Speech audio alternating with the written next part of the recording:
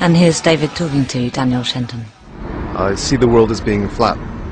It's a disk. I mean, there are changes in the surface, but generally it's a flat disk.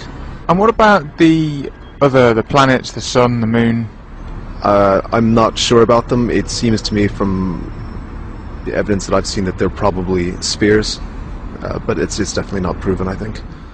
And the Earth, being a disk, presents certain problems with gravity, but you have a solution to that too?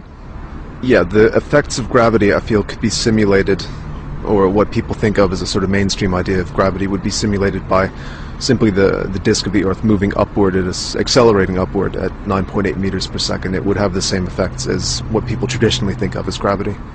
And what about all of the photographs? I mean, the Flat Earth Society seemed to die in the sort of the space age when people got out of Earth's orbit and sent back pretty damning evidence that actually the Earth is a sphere.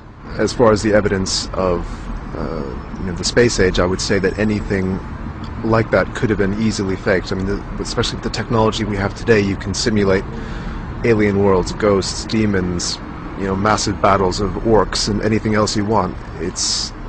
I don't think that proves much of anything. But why would people do it? Why would people go to the effort of this giant, I presumably think it's a giant global conspiracy to cover up the fact the Earth is flat? Why would they do that?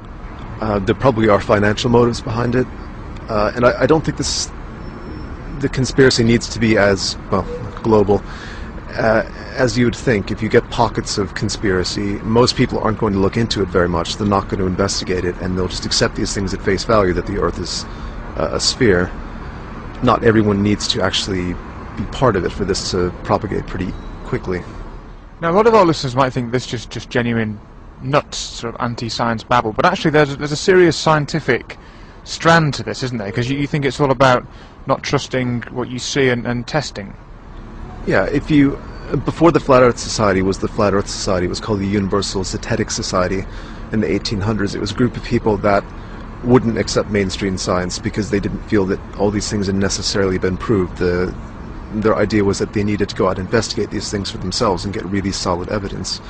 And about a lot of issues, like the shape of the Earth, people don't do that. They just accept what most people believe as fact, even though they haven't looked into it themselves. And I think it's really important that people get out and investigate these things and prove it to themselves instead of just accepting it because it's the mainstream view.